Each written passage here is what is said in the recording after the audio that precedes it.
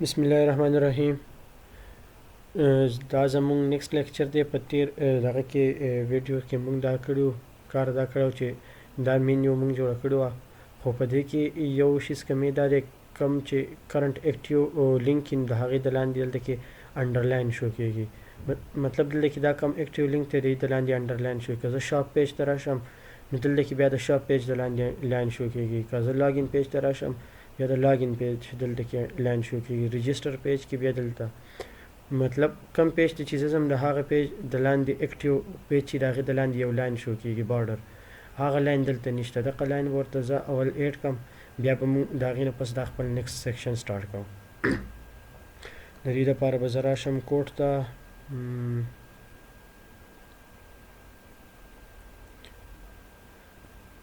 دلته به زه یو کلاس جوړ کړم.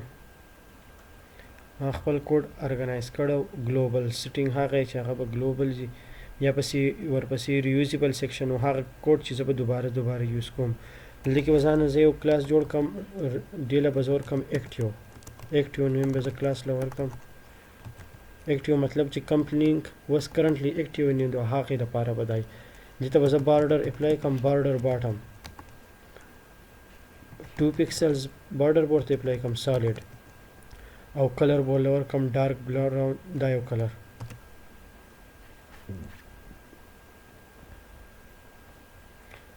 ډارک براون کلر به ورکم.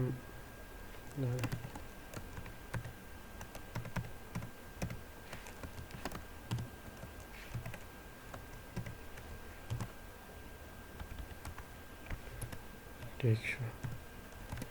او دا کلاس به زه اوس دلته کې هوم پیج اکټیو پیج دی، نو کم پیج چې اکټیو هغې ته به دا زه کلاس اپلای کوم. اوس دلته کې دا هوم پیج دی، نو دلته کې مې هوم پیج ته اکټیو کلاس اپلای کوم. کار یې به نه کوو.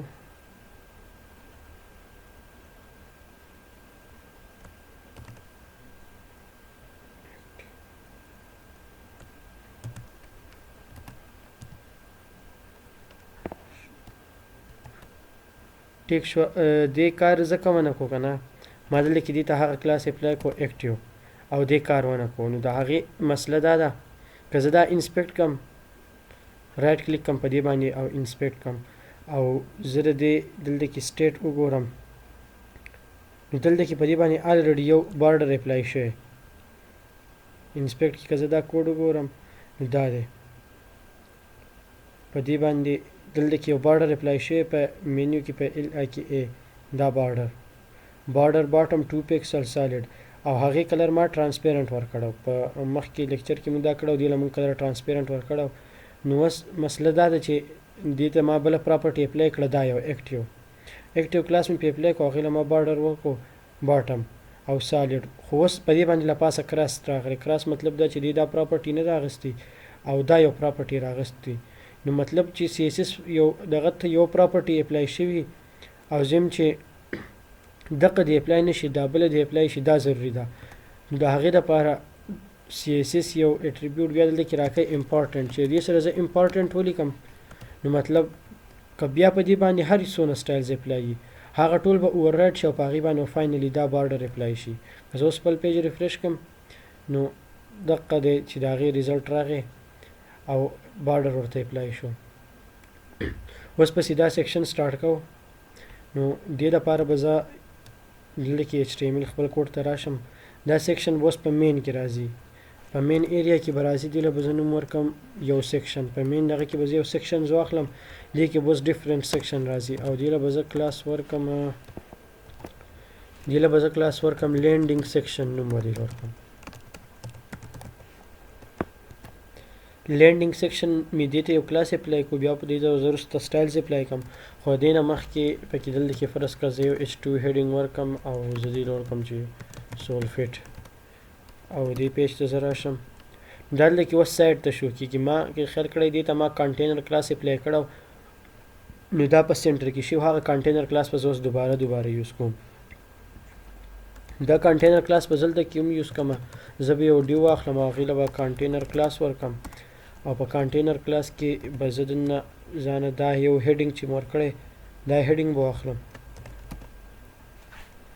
دا به زه واخلم H1 یو مین هیډینګ شو او زه به یې ولیکم سولفیټ هیډینګ مو اغوستو او د دې سره دلته کې دا یو پیراګراف دی دا ټیکسټ د کمفورټ اینډ سټایل دا به زه په یو پی ټیک کې واخلم سټایل او بیا به پسې لاندې دا یو بټن ده دا ما یو ای ټیګ اغوستی دلته وروسته ورته سټایلینګ ورته بیا اپلای کړو خو اوس به زه یو ای ټیګ واخلم او دې له به زه دا ټیکسټ ورکړم چې شاپ نو دا ټیکسټ مې دې له ورکوم اوس به په دې باندې زه لږ سټایلینګ اپلای کړم که خیال وکړئ دې بیکګراونډ کې یو ایمیج دی نو هغه بیکګراونډ ایمیج به هم زه دلته ولګوم دا ټیکسټ دلته راغی د دې سټایلینګ به وروسته کوو اول به دې باندې دا بیکګراونډ ایمیج ولګوم لینډینګ سیکشن دلته کې به زه راشم هیډر سټایل دلته ختم شو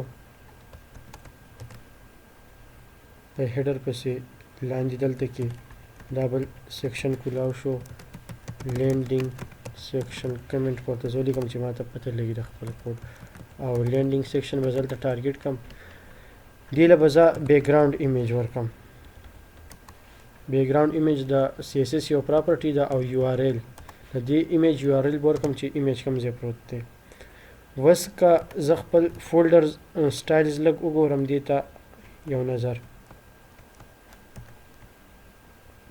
نو دا زما فولډر دی سی ایس ایس او دا د ایمیجز فولډر سی ایس ایس فولډر دی په دې کې دننه بیا سی ایس ایس سټایل شیټ پروت دی او زه چې دې ته کوم ایمیج لینک ورکول غواړم هغه ایمیج دا دی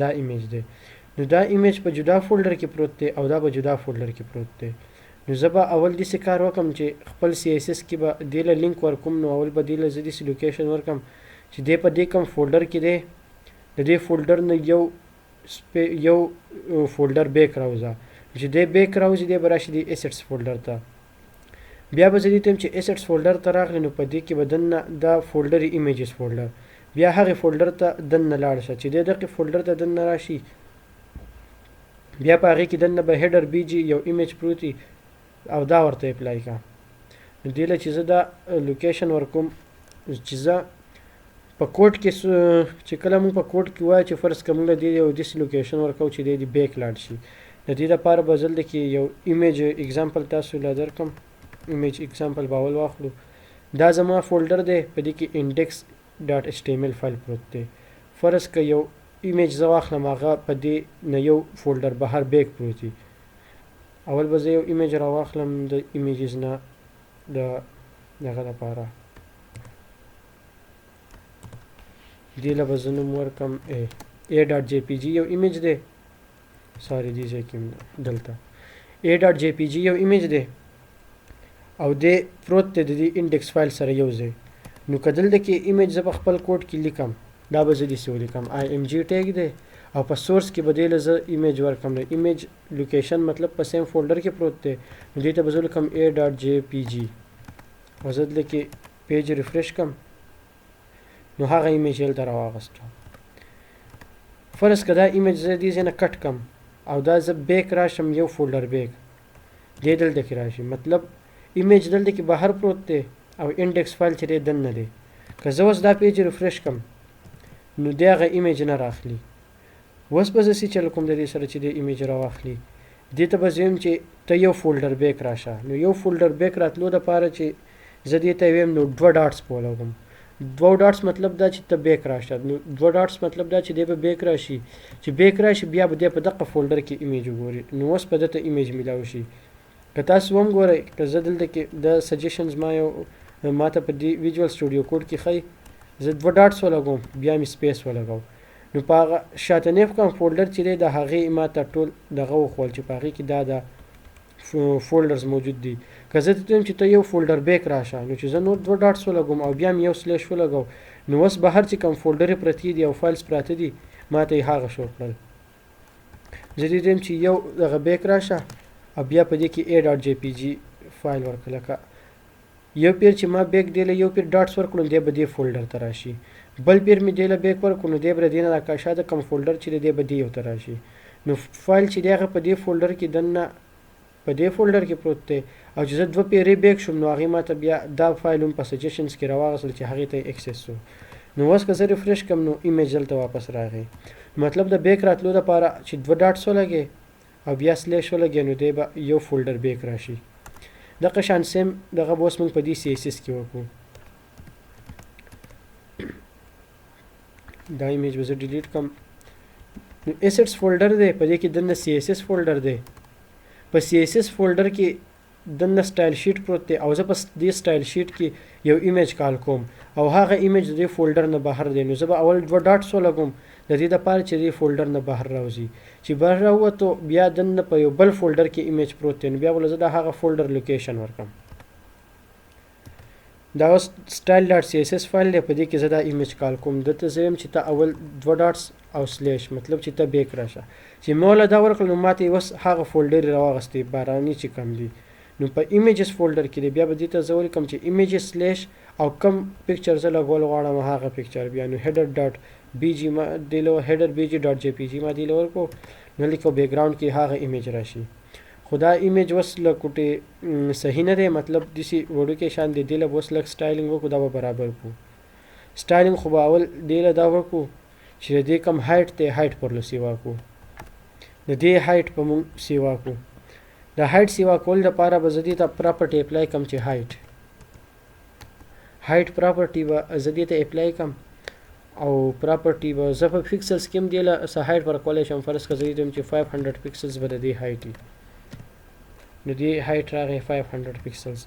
خو یو بل پراپرټیز د کو او په هغې ورته هایټ اپلای کو پکسلز خاص هم تاسو کړی دی. هایټ په زه اپلای کم په وی ایچ باندې. وی ایچ مطلب دا ویو پورټ هایټ. اوس ویو پورټ څه ته وایي؟ ویو پورټ مطلب دا کم سکرین چې دی او په کم سکرین باندې چې دا د براوزر کم سکرین چې دی دا ویب سایټ په ډسپلی کیږي د هغې مطابق پوز دی له هایټ ورکوي. که هایټ زه دی له ورکم د 100 وی ایچ هایټ ورکم نو مطلب دا د دې خبرې چې 100 وی ایچ مطلب 100% هایټ شو دی چې دې ته د براوزر څونه سکرینی د براوزر چې څونه سکرین وس دلته کې د براوزر کم سکرین چې دی که زه دا ریفریش کم د براوزر سکرین چې دی دلته کې اویلیبل سکرین چې دی د براوزر هغه دا دی د دې ځای نه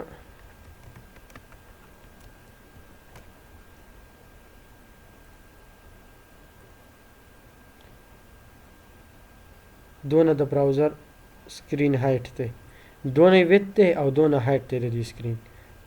نو دې له ما اوس هایټ ورکو 100 وی ایچ. 100 وی ایچ مطلب دا چې دې براوزر څونه سکرینی چې دې براوزر څونه سکرینی دی به بالکل اقا 100% کور کوي. اوس که دا هایټ زه لږ چینج کم او دلته کې فرض که زه دې له ورکم چې 50 وی ایچ نو مطلب د دې براوزر فل سکرین دا راغی که نه نو هاف سکرین به دې څونه شي؟ هاف سکرین به تقریبا داسې دونه راشي یا د دې نه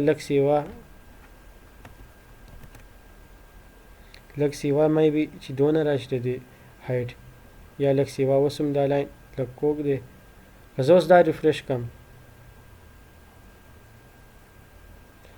نو اوس دې ته وګورئ. اوس د دې هایټ چې دی هغه د براوزر په نیمه باندې نیم سکرین چې څونه هایټ وي دی هغه همره نیم هایټ نیولی دی.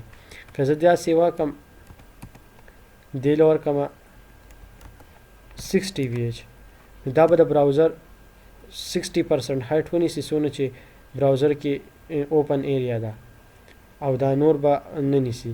نو دې له به زه اوس هایټ ورکوم دلته کې زه دې له دونه هایټ ورکوم چې دې ځای ته راورسي لږ برابر ښکاري. دې له به زه هایټ ورکم 85 وی ایچ ما په دې کلکولیشن کړو نو 85 وی ایچ هایټ چې په دې باندې لږ برابر راځي دونه ما هایټ دې له ورکو. اوس دا ایمیج که دې ایمیج ته وګورئ دا ښه ښکلی برابر راغلی دی او دا څه زوم شوی غونډه کې دی. نو د دې لپاره به ورته زه پراپرټي اپلای کړم بیک ګراوند ایمیج یې دا شو او بیک ګراوند سایز به زه دې کور کړم کور مطلب چې دا ایریا کور کړي چې دغه پراپرټي زه دې ته اپلای کړم بیک ګراوند سایز کور نو ایمیج چې دی بس هغسې ښکلی برابر راغی. دې ته دا بیک ګراوند ایمیج اپلای شو په نیکست دغه کې په دې باندې موږ لپاسه دا لینیر ګریډینټ راولو چې دا که خیال وکړو نو په دې لپاسه وایډ غونته کې هغه راغلی او دا بالکل دغه دی. نو نیکست لیکچر کې ورپسې موږ دغه کوو.